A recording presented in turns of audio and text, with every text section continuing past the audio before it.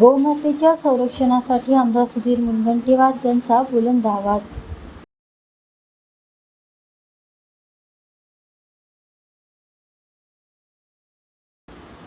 गोमाता ही केवळ एक प्राणी नसून भारतीय संस्कृती, श्रद्धा, ग्रामीण अर्थव्यवस्था आणि आपल्या जीवनमूल्यांचे प्रतीक आहे, अशी ठाम भूमिका मांडत आमदार सुधीर मुनगंटीवार यांनी विधानसभेतील अर्धा तास चर्चेत गोवंश संरक्षणाचा विषय अत्यंत अभ्यासपूर्ण, तळमळीने आणि प्रभावीपणे मांडला.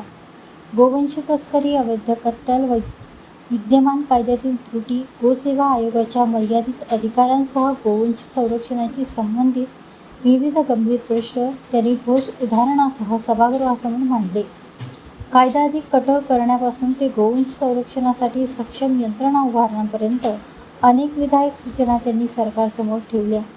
आमदार मुनगंटीवार यांनी मांडलेल्या प्रत्येक मुद्द्याची गंभीर दखल घेत राज्यमंत्री पंकज भोयर यांनी शासनाच्या वतीने सकारात्मक भूमिका जाहीर करत पुढील 3 महिन्याच्या आत उच्चस्तरीय बैठक घेण्याचे आश्वासन देत सकारात्मक प्रतिसाद दिला. गोवंशाला 2024 मध्ये राज्यमाताचा दर्जा देण्याचा ऐतिहासिक निर्णय शासनाने घेतला असला तरी प्रत्यक्षात गोतस्करी, अवैध कत्तल आणि गोवंश तस्करीच्या घटना अद्यापही घडत असल्याबद्दल आमदार सुधीर मुनगंटीवार यांनी तीव्र चिंता व्यक्त केली.